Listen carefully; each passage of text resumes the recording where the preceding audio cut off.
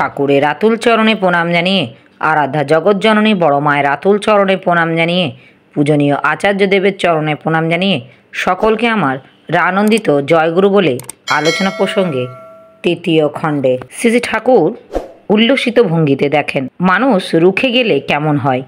এদের চেহারা দেখে আমারও মনে হচ্ছে এরা না পারে কি। এইসব সোনার চাঁদ মানুষ যে আমাকে পরম পিতা দিচ্ছেন সে আমার কম ভাগ্যের কথা নয়।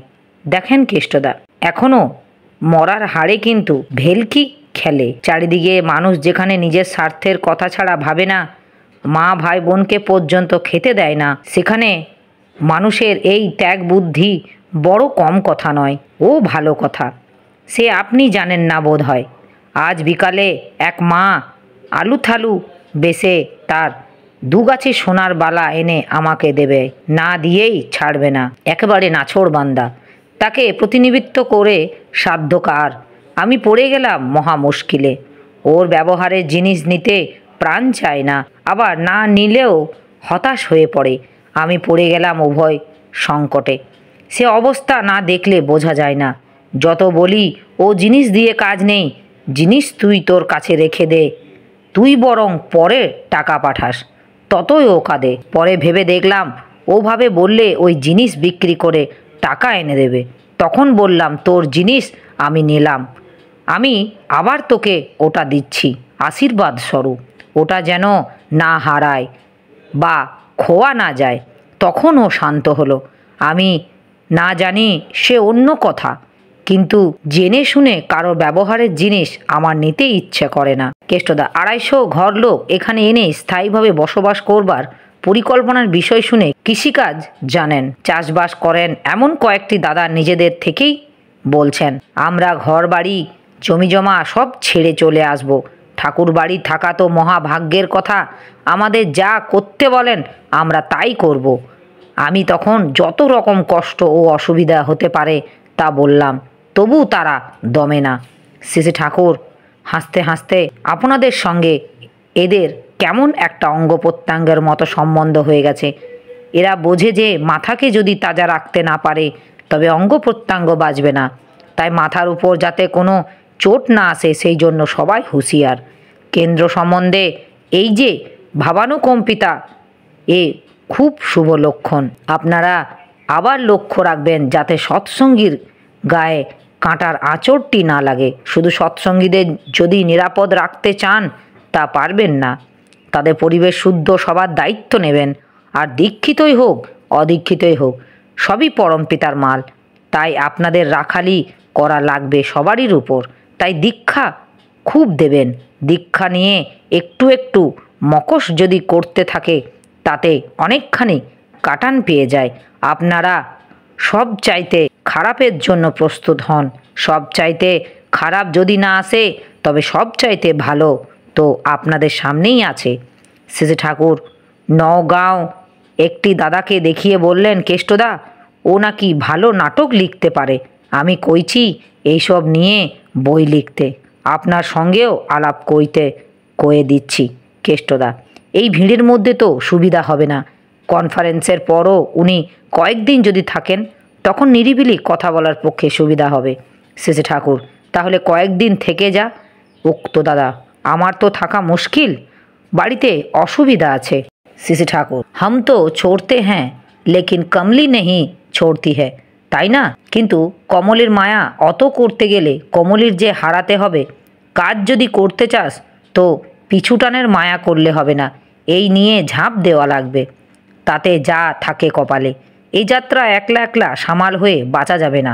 দেশের জন্য, সমাজের জন্য, জাতির জন্য যদি দুঃখ কষ্ট সও, তার দুঃখ যদি লাঘব করো তবে নিজের দুঃখ ঘুচবে। শুধু নিজের দুঃখ ঘোচাতে লাখ চেষ্টা করেও কিছু করতে পারবে না। শ্রী ঠাকুর একটু সময় চুপচাপ থাকলেন, এরপর গভীর স্বরে বললেন, কেষ্টদা, মানুষ সোজা কথাটা বোঝে না কেন? কেষ্টদা, কোন কথা? শ্রী ঠাকুর, আত্মকল্যাণের জন্য পরিবেশের কল্যাণে যে একান্ত প্রয়োজন এই কথা। কেষ্টদা, আমাদের চিন্তার ধারাটা বদলে গেছে। আমরা ভাবি টাকা হলেই সব হলো। শ্রী ঠাকুর, টাকাটা বা আসে কোথা থেকে? মানুষই যে বড়, মানুষই যে আসল, সেই কথাটা মানুষের বোধে ব্যবহারে মাথায় এনে দেয়। আপনাদের অতন্দ্র সেবা দিয়ে মানুষকে এইটা বোধ করিয়ে ছেড়ে দিন। এই বোধটা যদি মানুষের মজ্জায় মজ্জায় ঢুকিয়ে দিতে না পারেন তাহলে কিন্তু হবে না। কর্মী যে পান না তারও কারণ ওই বোধওয়ালা মানুষের অভাব, ব্যাপক দৃষ্টিসম্পন্ন মানুষেরই অভাব।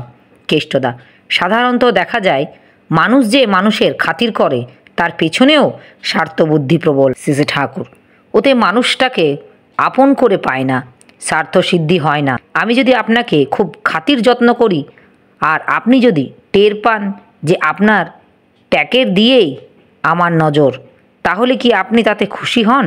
না, আমার জন্য আপনার খরচ করবার প্রবৃত্তি হয়। আপনাকে যদি আমার স্বার্থ করে নিই, আপনার জন্যে যদি আমি গলা জলে নাবতে প্রস্তুত থাকি, আপনার জন্য যদি আমার করাটা হিসাব নিকাশ শূন্য হয়, আপনার ভালোর জন্য যদি আমার একটা সক্রিয় গরজ ও দায়িত্ব থাকে, সেই ধান্দা নিয়ে আমি যদি চলি, তার জন্য যদি মাথা ঘাম পায়ে ফেলি, আর সেটা যদি দয়া হিসেবে না করে আমার দয়া হিসেবে করতে পারলে একটা আত্মপ্রসাদ অনুভব করি, তাহলে আপনার আত্মরত্তা বুঝবে যে এই লোকটা আমার একটা আপনজন, এমনি পরস্পরের। কিন্তু যার জন্য যাই করা যাক, সত্তাকে লক্ষ্য করা চাই। সত্তার যদি পুষ্টি সাধন না হয়, সে সেবা সার্থক হয় না। সেই জন্য গোড়ায় লাগে ইষ্ট। ইষ্টকে গ্রহণ করলেই নিজের সত্তা সম্বন্ধে একটা বোধ ফোটে, নিজের সত্তা সম্বন্ধে একটা অনুভূতি জাগে।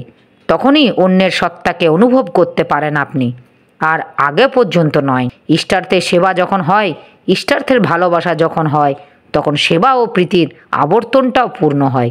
আর ভালো করে ভেবে দেখেন, পৃথিবীতে যাই ইষ্টার্থ নয়, তা যতই ভালো হোক, একটা পর্যায়ে এসে তা অনাসৃষ্টির সৃষ্টি করে।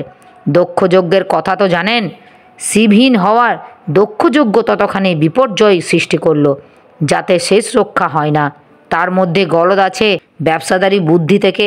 ভালোবাসার ব্যবসা যদি জমেও, সে ব্যবসায় আয়ু কতদিন? যত জিনিসের ভিতি গাঁথি, জীবনের ভিত প্রথমেই ভালো করে গাঁথতে হবে, আর সেটা হলো ধর্ম, ইষ্ট, কৃষ্টি ভিত্তিতেই মানুষকে সুসংহত করে তোলা। এই বুনিয়াদ যদি পাকা না হয়, কিছুই দাঁড়াবে না। যা করেন ধ্বংসে যাবে। নিজের স্বার্থ দেখতে গেলে তাই পরিবেশের জন্য অতখানি করা লাগে।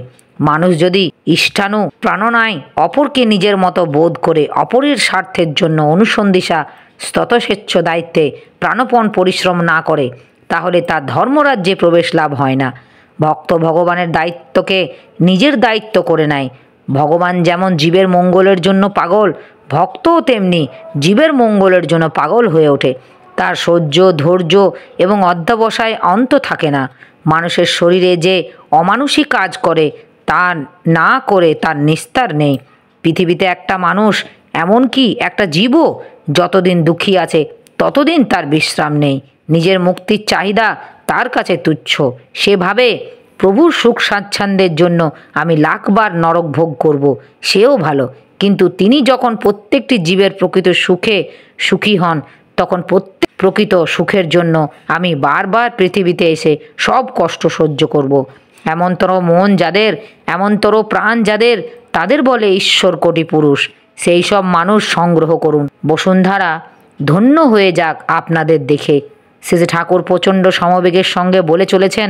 সকলের মন উৎসাহ উদ্দীপনায় অগ্নিময় হয়ে উঠেছে। শ্রী ঠাকুর বসে বসেই কথা বলছেন, তার মধ্যেই আবেগমত্ততার শরীরটা যেন একটু দুলছে। চোখে মুখে এক ললিত মধুর প্রাণোদ্মোদী আনন্দের প্লাবন। উদার বক্ষে তার অন্তহীন স্নেহ মমতার তরঙ্গ। তার দিব্য বিপু ঘিরে চতুর্দিকে যেন একটা মহা আকর্ষণী ক্ষেত্র রচিত হয়েছে। সবাই সেই প্রভাবে প্রভাবিত হয়ে আত্মহারা হয়ে আছেন। এমন সময় প্রকাশদা পাবনা থেকে একজন বিশিষ্ট লোকের সঙ্গে দেখা করে ফিরলেন। শ্রী ঠাকুর স্মিত হাস্যে জিজ্ঞাসা করলেন, কি খবর? ওখানে গিয়েছিলি তো? প্রকাশদা, ভালো খবর। তারপর বললেন কিনা ইতস্তত করতে লাগলেন। শ্রী ঠাকুর, পরে বললে হয় না? না, এখনই বলবি। প্রকাশদা, এখনই বলতে পারলে ভালো হতো। শ্রী ঠাকুর, তা তোমরা ওঠো। আর করা কি, যুদ্ধের বাজার কিনা, তাই আড্ডার মধ্যেও অজ্ঞাতসারে নিয়ন্ত্রণ ঢুকে যাচ্ছে। সকলে অনিচ্ছা সত্ত্বেও হাসি মুখে গাত্রোত্থান করলেন। শ্রী ঠাকুর প্রকাশদাকে ও কেষ্টদার সঙ্গে নিভৃতে কিছু সময় কথা বললেন। কথার শেষে ঠাকুর প্রকাশদার গায়ে একটা ঠেলা দিয়ে জোরের সঙ্গে বললেন, যা, এই পায়ে চলে যা, কাজ বাগাইয়ে আসা চাই। কিন্তু প্রকাশদা রাত্রে এখন আবার যাওয়া কি ঠিক হবে? ভদ্রলোক যদি বিরক্ত হন। শেষে ঠাকুর, বিরক্ত কি? খুশিতে টইটুম্বুর করে ছাড়ে দিবি। তা যদি না পারবি, এতকাল এখানে পাছা ঘুষাইটে করলি কি? তুমি আচ্ছা পরামানিক হইচ দেখতেছি। প্রকাশদা পুলকিত অন্তরে রওনা দিলেন। শেষে ঠাকুরের কাছে আবার আসর জমে উঠল। একটু বাদেই শেষে ঠাকুর সরোজিনী মাকে বললেন, চল বড় বউয়ের ওখান থেকে ঘুরে আসি। সরোজিনী মা তা চলেন। সকাল থেকে তো আর বিশ্রাম নেই। শেষে ঠাকুর, উপযুক্ত চাপের মধ্যে থাকাই তো বিশ্রাম। আমার এই আলোচনা প্রসঙ্গে কিছু ভুল ত্রুটি হয়ে থাকলে আপনারা আমায় ক্ষমা করবেন। উপস্থিত দাদা, ভাই, বোন, মায়েদের আমার আনন্দিত জয় গুরু।